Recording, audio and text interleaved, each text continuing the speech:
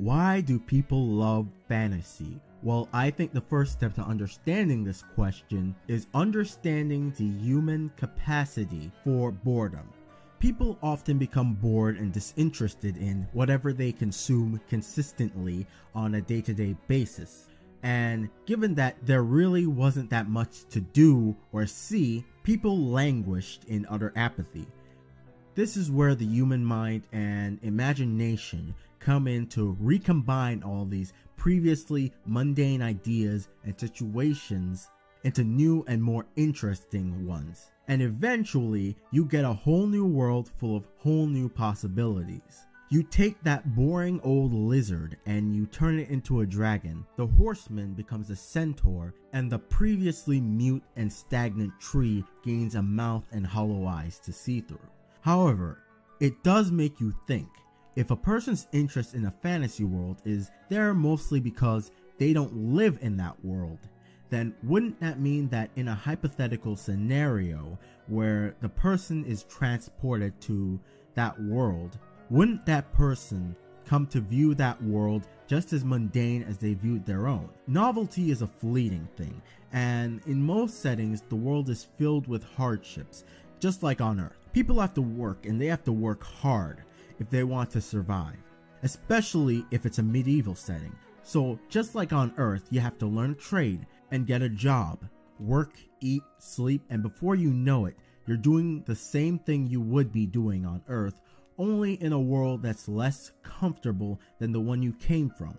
The anime Konosuba does a great job of comedically presenting this effect and showing off the real monotony that eventually sets in after a while. The reason I'm bringing this up is to highlight the fact that on top of the strange and otherworldly things that makes fantasy fantasy, there's also freedom. The freedom to also explore every nook and cranny of the world, something that on Earth very few people have the luxury to do.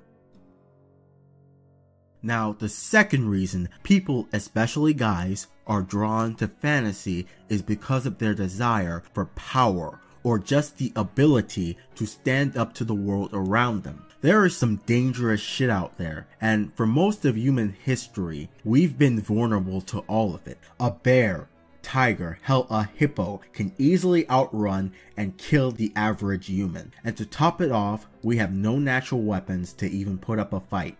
This is where the image of the all-powerful knight comes into play.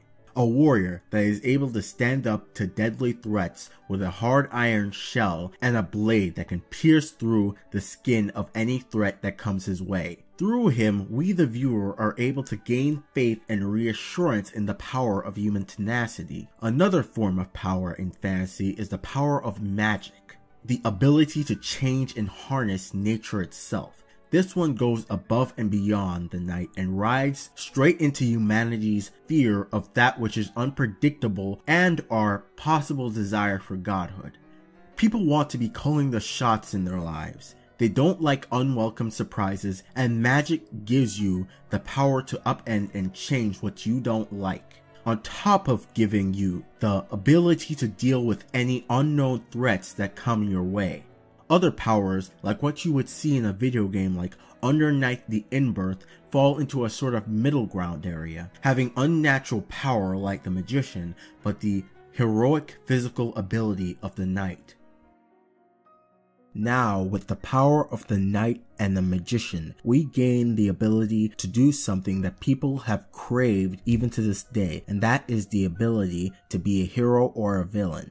Protect what's yours or take what's someone else's. Power by itself is great, but what's the point if you don't have any direction? And generally, that direction comes down to these two things. A hero is idolized for his virtue and the ability to take out those that threaten to take from him, or people who otherwise are defenseless. Cecil from Final Fantasy IV is an excellent example of this. In his second form, he gains the ability Cover, which lets him defend a party member close to death, absorbing the damage that they would have otherwise taken. The villain, on the other hand, is idolized because of his air of competence and his ability to get what he wants when he wants. Take a villain like Golbez from the very same game as Cecil. In his first appearance, he completely wipes the floor with everybody in the room and kidnaps Cecil's lover Rosa like it was nothing. People crave power like that,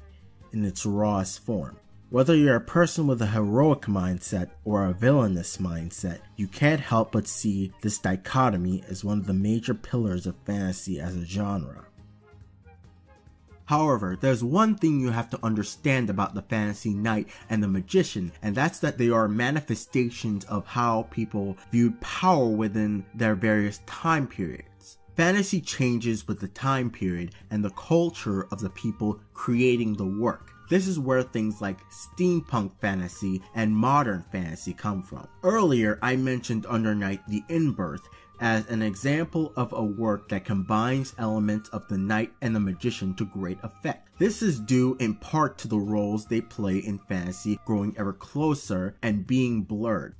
It's becoming far more common to come across a character like a swordsman who can create an unlimited amount of swords, or a fighter that can move at the speed of light, in scenarios that have them going up against almost godlike enemies. It's a raw combination of the knight's ability to challenge the unknown, and the magician's ability to bend reality to his will.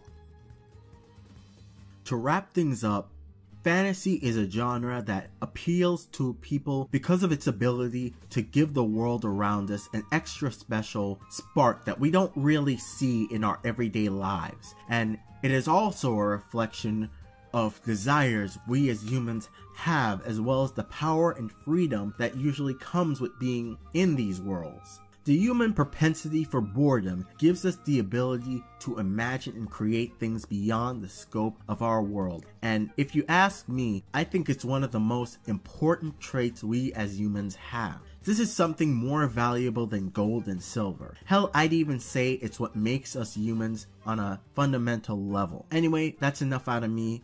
Thanks for watching and have a nice day.